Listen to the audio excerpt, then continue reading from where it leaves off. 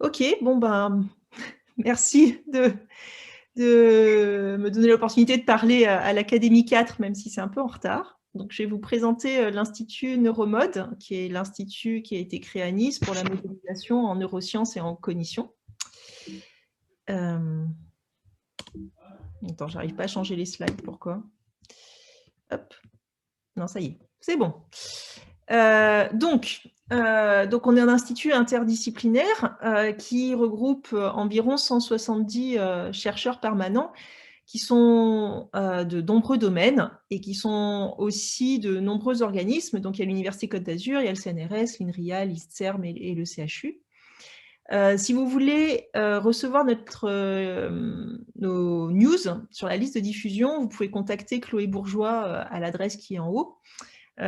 Qui transmet en particulier une newsletter à peu près chaque mois qui raconte ce qu'on fait à l'Institut et puis les événements qui vont avoir lieu. Et sinon, pour essayer de mieux comprendre ce qu'il y a dans cet institut, on va dire qu'on peut se regrouper en 4 grands pôles. Il y a le pôle cognition, avec tout ce qui se passe à la MSHS, en particulier au laboratoire BCL, qui est un laboratoire de linguistique, GREDEC, qui est d'économie, le LabCos, qui est le laboratoire de psychologie, le LAMES, qui est le laboratoire de sport, l'équipe CopTech, qui est quelque chose qui est à cheval entre le centre mémoire et l'INRIA, et le LIN, qui est le laboratoire de l'éducation, des sciences de l'éducation. Après, il y a un très gros pôle de modélisation, on est à environ 80 entre le laboratoire de mathématiques, le laboratoire d'informatique, l'INRIA, le LEAT, qui est le laboratoire d'électronique, Infini, le laboratoire de physique, et l'Institut de chimie. La modélisation, c'est vraiment ce qui va nous distinguer, par exemple, d'autres gros pôles de la région, comme Marseille en particulier. Après, on a un pôle santé autour du centre mémoire, des neurosciences cliniques, de l'imagerie, de la gérontologie. On a aussi quelques personnes qui viennent du CHU Lanval. Et la partie recherche est plutôt inscrite dans ce qui s'appelle la FRIS, qui est une composante de l'EURLFI. Et dans le pôle biologie, ce qui vous intéresse plus particulièrement à l'Académie 4, on a le laboratoire IBV, l'IPMC et le LP2M, et ça fait environ 50 chercheurs. Donc, l'histoire de Neuromode, en fait, c'est qu'en 2013, l'Université de Nice, à l'époque, a lancé un axe interdisciplinaire avec un partenariat avec le CNRS et l'INRIA.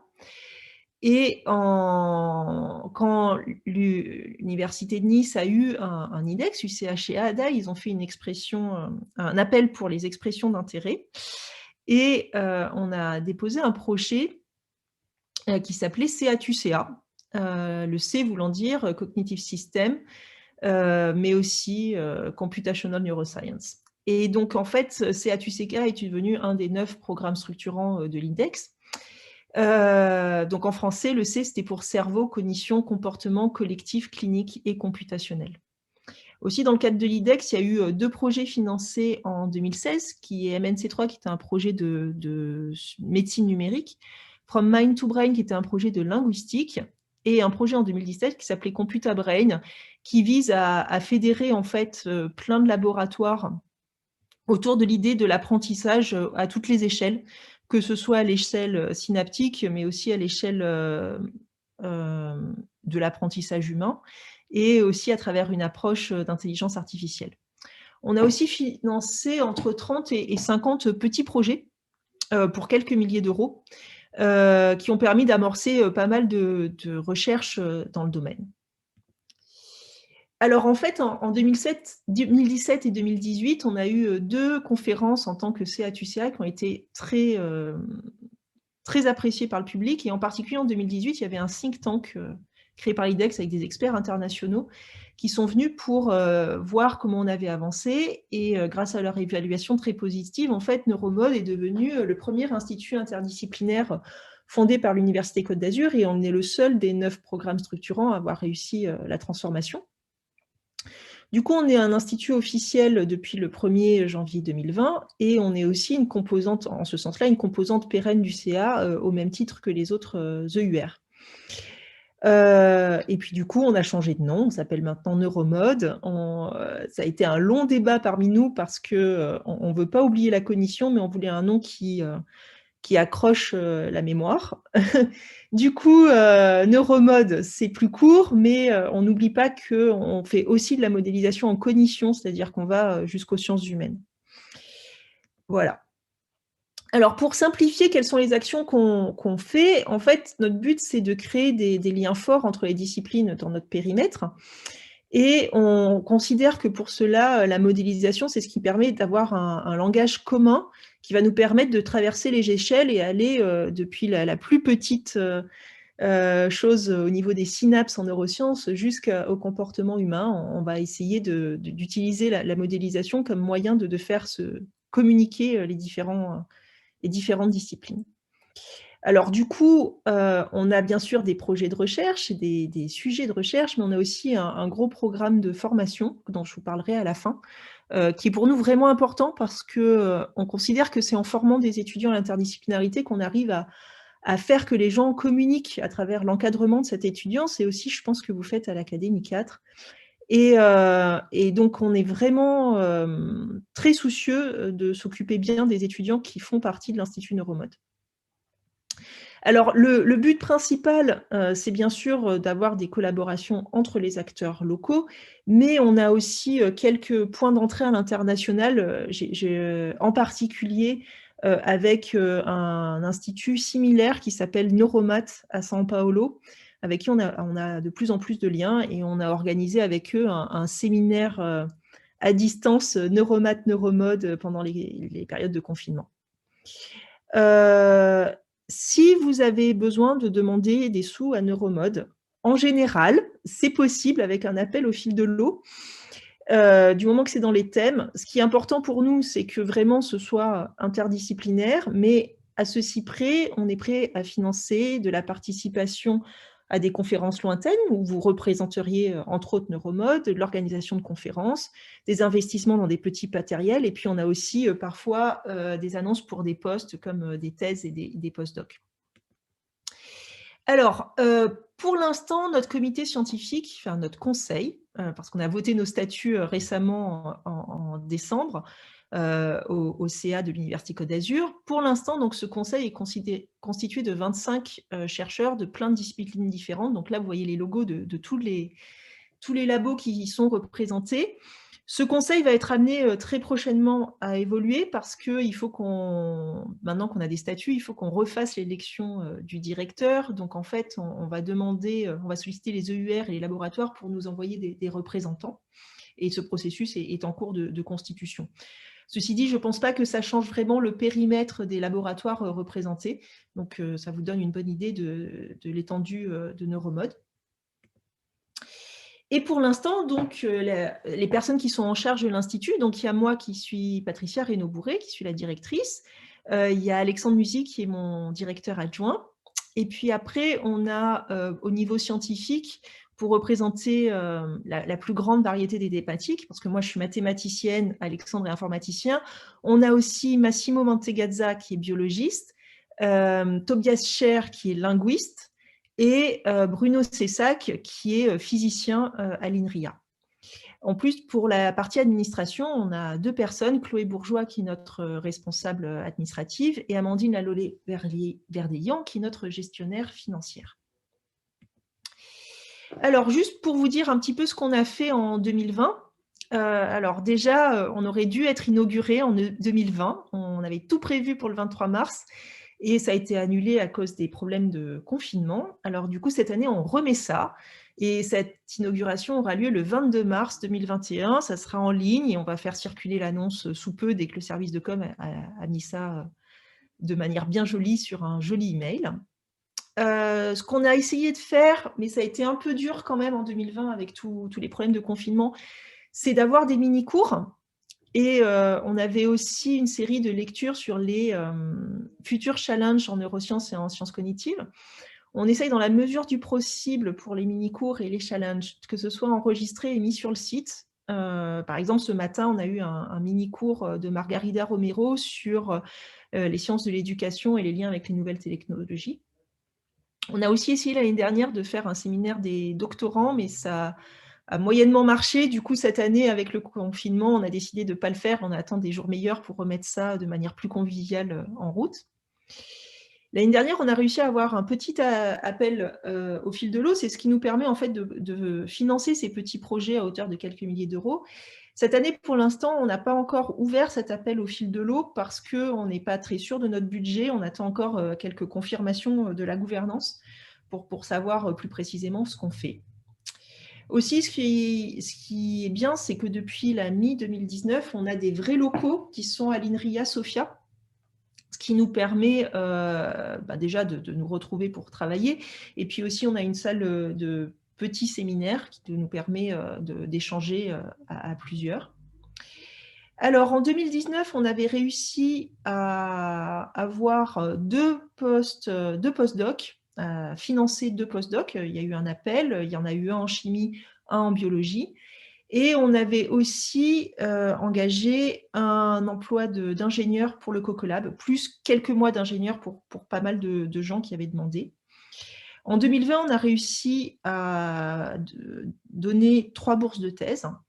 Et cette année, pour la même raison qu'en 2021, pour l'appel au fil de l'eau, on est toujours en attente un petit peu de ce qui va se passer parce que l'IDEX est un tournant où on n'a pas été encore évalué. Du coup, le budget IDEX est assez réduit. Et donc, voilà. On espère qu'on va pouvoir proposer des choses un petit peu similaires, peut-être moins nombreuses, mais pour l'instant, je n'ai pas plus de nouvelles que ça. On vous tiendra au courant sur la page web de l'Institut. Et puis, j'en arrive à la partie formation. En fait, on est presque une EUR au sens où on a 2 masters qui sont hébergés par l'Institut et qui ne sont pas dans les EUR. Parce qu'on est trop transversal en fait pour être intégré dans une seule EUR. Donc, il y a 2 formations. Il y a d'abord un MSc qui s'appelle Mode for New Cog, pour toujours la modélisation des systèmes neuronaux et cognitifs. C'est un master international, entièrement en anglais, payant pour les hors communauté européenne. Et puis après, il y a un tarif dégressif pour les étudiants de la communauté européenne en fonction de leurs impôts. Cette formation a été accréditée au niveau national pour être l'équivalent d'un grade master, ce qui veut dire que nos étudiants peuvent ensuite faire des thèses. Et on a déjà eu plusieurs succès comme ça, je vais revenir là-dessus ensuite. Et puis, il y a un autre master, qui cette fois-ci un master national de sciences cognitives, qui a ouvert en septembre 2019, qui lui est en français, et qui est principalement mutualisé avec les autres masters, qui est aussi hébergé par l'Institut. Alors, je vais commencer par Mode for New Code. La directrice est Ingrid Bétus, que vous connaissez certainement, qui est enseignant-chercheur à l'IPMC. Et donc, notre Mode for New Code consiste en 2 années de master, de niveau master. C'est interdisciplinaire. On encourage vraiment les étudiants à développer leur curiosité naturelle, leur autonomie, leur indépendance. Et on insiste énormément sur avoir un équilibre entre les différentes matières avec, comme pour l'Institut, un langage commun qui est la modélisation, ce qui fait qu'on a une grosse colonne vertébrale en mathématiques et informatique, mais les étudiants qui viennent chez nous peuvent venir avec des profils aussi variés que être psychologue, biologiste, électronicien, etc. Donc, juste pour vous dire un petit peu comment ça s'est passé, c'est ouvert depuis septembre 2018. On a eu 7 étudiants la première année, 6 en 2019 et 13 cette année en 2020. Et sur les 7 qui ont fini, on en a déjà 4 qui sont en thèse, dont 2 à Nice. Et il y en a, sur les 7 autres, il y en a une au moins qui a créé une start-up au Brésil. Bon, je vais peut-être pas vous rentrer trop dans les détails du programme, mais il faut savoir que dans ce MSc, il y a en tout 3 stages, dont 2 qui peuvent être faits dans les laboratoires d'Université Côte d'Azur. Le premier se fait en M1, c'est entre environ mars et mai. Et le stage est assez court pour ne pas être rémunéré, mais c'est l'occasion de faire découvrir votre discipline aux étudiants. Donc, je vous encourage à proposer des sujets. Et puis, c'est l'occasion aussi de tester si les étudiants vous semblent compétents pour aller sur un stage plus long par la suite, typiquement de 5 à 6 mois. Donc, il y a un des 2 stages qui va se dérouler à l'Université Côte d'Azur et le dernier stage de M2 se déroule soit à l'étranger, soit dans une boîte privée. Il faut savoir qu'on fait tout pour que ces stages de M2 soient financés par Neuromod, donc vous n'avez pas à financer le stage avec les sous de vos laboratoires, c'est l'Institut qui le prend en charge. Et on pense que, justement, comme ces stages sont généralement interdisciplinaires, c'est eux qui vont permettre de renforcer les liens interdisciplinaires qu'il y a entre les différents laboratoires de Neuromod. Et puis, à part ça, il y a pas mal de cours qui sont soit mutualisés, par exemple, avec aussi le MSc Data Science, on a fait ça cette année, soit qui sont propres à nous. Et on a je ne vais pas rentrer dans les détails, mais on a un grand choix, en particulier au premier semestre, au troisième semestre, d'options qui leur permet de voir beaucoup de choses, que ce soit du côté computationnel ou du côté cognitif. Voilà, donc je ne vais pas aller beaucoup plus loin. Ça, c'est toutes les options justement que vous pouvez avoir. Donc, vous voyez, il y a un peu de tout. Et du coup, les étudiants apprécient particulièrement de pouvoir un peu choisir à la carte ce qui se passe. Selon les options qu'ils choisissent, ils ont à la fin le niveau équivalent à un diplôme d'ingénieur mathématicien ou un diplôme en sciences cognitives de master, de niveau master. Voilà, donc ça, c'est les projets dont je vous ai déjà parlé. Juste pour vous dire, on a des petites ECTS aussi qui sont optionnelles, par exemple, sur des personnels initiatives, où les étudiants peuvent nous dire ce qu'ils ont envie de faire, et puis on va essayer de les accompagner là-dedans. Donc l'année dernière, pendant le confinement, il y en a un en particulier qui a utilisé ça pour faire une espèce de review gigantesque sur la mémoire de travail, si je ne me trompe pas. Non, pardon, sur la mémoire épisodique, à travers les notions à la fois biologiques et cognitives. Donc voilà, donc c'est ce qu'on fait en fait pour les pousser à faire ce qu'ils ont envie.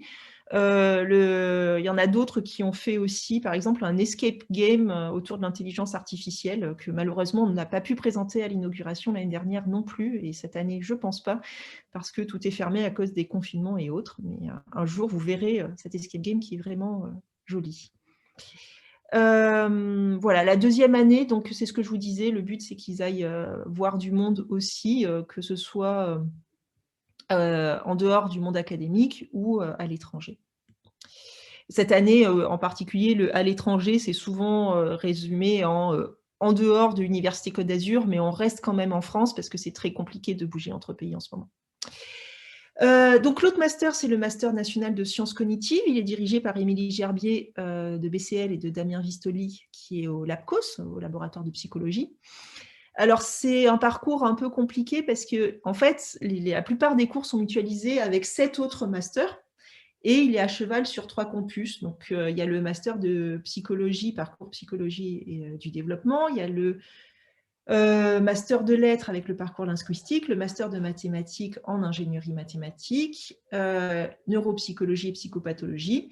Et on a aussi un master d'économie, Codine.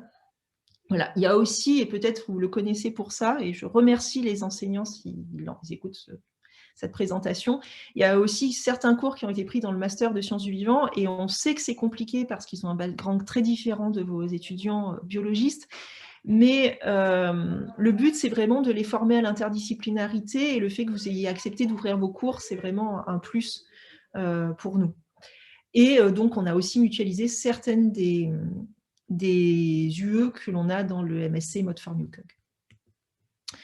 Bon, alors ça, je ne rentre pas dans les détails. En plus, c'est écrit tout petit. Faut juste voir que c'est assez compliqué pour eux de faire des emplois du temps. Donc, on est encore en train de réfléchir à la maquette la mieux adaptée. Et ce master est encore en redéfinition permanente pour arriver à avoir quelque chose le mieux adapté aux étudiants. Dans ce master national, il y a aussi 2 stages. Il y a un stage en M1 qui est généralement non payé, et un stage long en M2 qui est payé. Et là encore, merci à ceux qui ont pris les étudiants en stage. Je sais qu'il y en a eu, et c'est vraiment bien. Là encore, Neuromod essaye de faciliter le fait que ces étudiants puissent partir en stage. On ne peut pas prendre toutes les bourses en charge parce qu'on n'a pas assez d'argent, mais on a proposé cette année 2 bourses pour que ces étudiants, eux aussi, aient un stage payé sans que les encadrants aient à trouver l'argent. Voilà, et puis donc cette année, ils sont, pour l'instant, c'est des toutes petites promos, hein, le master est en train de se développer. La dernière chose aussi pour expliquer pourquoi on ne propose que 2 bourses au master national et qu'on paye toutes les bourses du MSC, c'est qu'en fait, les bourses du MSC sont payées par les frais d'inscription des étudiants, ce qui nous permet en particulier de faire cette offre où tous les étudiants du MSC ont leur bourse payée. Voilà, et puis merci pour votre attention, et puis si vous avez des questions, vous pouvez m'écrire un email ou écrire à Chloé, donc vous avez vu l'adresse sur les slides. Voilà, merci. Merci.